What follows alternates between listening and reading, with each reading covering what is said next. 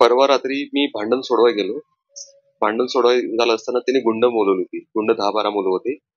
तर त्या गुंडांनी ज्यांचं भांडण झालंय त्यांच्यावर हमला केला. मी मध्ये गेलो सोडवायला. तर त्यांनी माझ्यावरती पण हमला केला.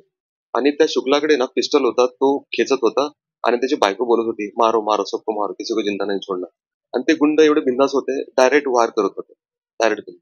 शुक्लाची पूर्ण दहशत असं तो सांगतो, की "मी आय-एस है. मी गव्हर्नमेंट ऑफिसमध्ये क्लास 1 ऑफिसर हूँ. कोई मेरा उखाड़ नहीं सकता. तुमको जिधर जाना है." पूर्ण सोसायटीला तो तशी धमकी देतो.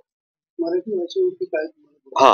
नंतर त्यांचा ज्यावेळी वाद चालला होता त्यावेळी ते बोलले की तुम लोग मराठी ऐसा लोग हो, गंदे लोग हो, मच्छी खाते हो, मटन खाते हो, तुम लोग यहाँ पे कैसे आते हो. त्यावेळी भरपूर वादावादी झाली. त्यावेळी बोलले की भाई तुमचा मॅटर आहे, तुम्ही दोघं सुलझा, मराठी माणसं नाव घेऊ नका. मग त्यावेळी तो बोलला तू क्यों बीच में बोलने वाला, असं तसं.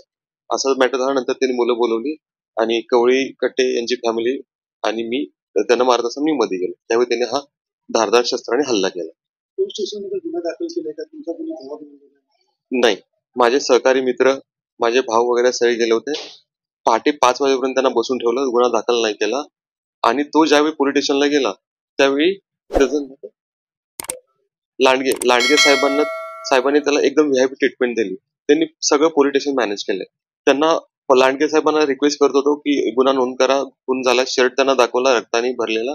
पण नाही, पण शुक्लाला वेगळी ट्रीटमेंट होती, आम्हाला वेगळी ट्रीटमेंट होती. सकाळी त्याला नॉर्मल फ्रेंड सारखं त्याला ट्रीट करून त्याला ठीक आहे बोले, जावा तुम्ही बोले. हे पूर्ण त्यांनी पैसे खाल्लेले आहेत पोलीस स्टेशननी, पूर्ण मॅनेज आहे सगळे. तुम्हाला आता इकडे कोणी जबाब